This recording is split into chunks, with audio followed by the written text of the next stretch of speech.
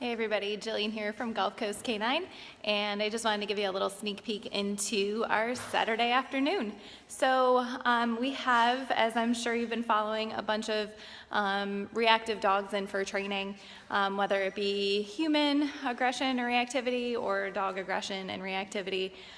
We've got more than a few cases and our hands full here, but just a little progress update on all of the dogs.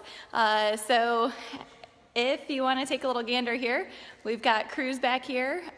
He's here with his sister Lily, who is over my other shoulder right there.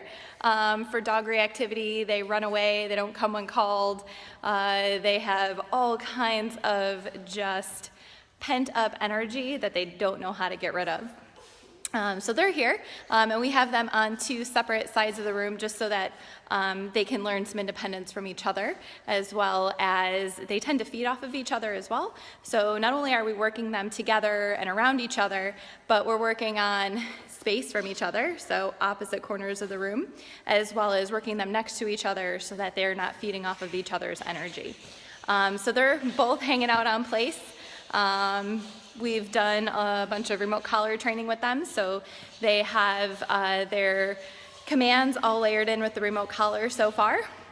And we also have our resident crazy man, Rocky, who is dog reactive, and just, again, tons of energy displaced in the wrong areas. So his new home, they want him to be crate trained, really get along well with his new kitty brother and sister, and then also be able to walk him nicely on leash, as well as all the good other manners that come along with training.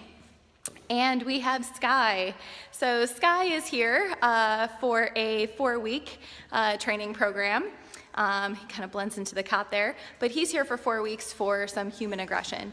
He's been through a lot of other training in the past, so he's got a really great foundation, but we just really have to work on some of his better manners and skills when the adrenaline starts kicking and the excitement level increases.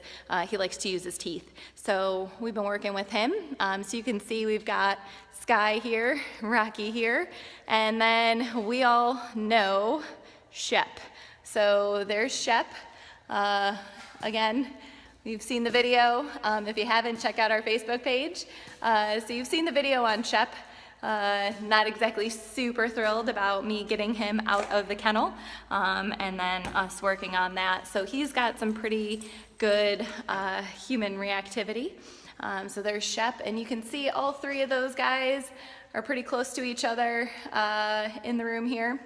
They're all on remote collar. They are all, yes, tied back. Safety is our first priority here, especially when we're working dogs individually. So all of these dogs are tied back to something that they can't physically move. So it's always a really good go-to skill, especially around your own home. So if you want to put your dog on place, but they keep breaking position, tie them to something heavy. Use their leash, attach it to their collar or a harness if that's what you happen to be using, and tie them to something heavy so that this way they're not running to the door and jumping on your guests before you have an opportunity to stop them or interrupt them. They're not running into the kitchen, jumping on your counter before you have the opportunity to interrupt them. So tying back your dogs while training is an awesome opportunity to make sure that you're interrupting some of those bad decisions. So we've got all of those guys here hanging out on place command, doing a really awesome job. So that's kind of a little check-in with some of the dogs that we have in for training. So there are those guys again. We're all hanging out.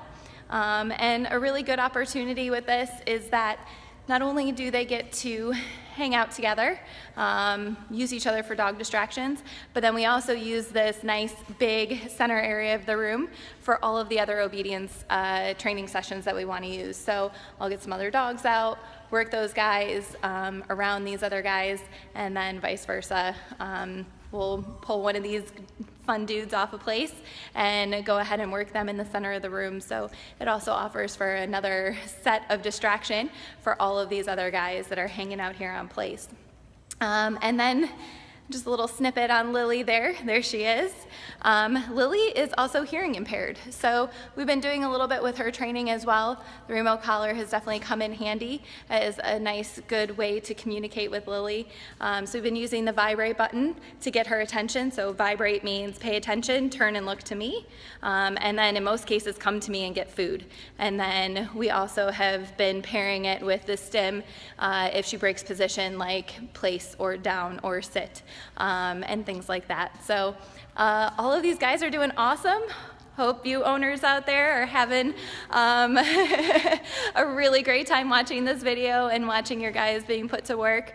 And keep updated on all of their progress, and we'll talk to you soon. Have a great weekend.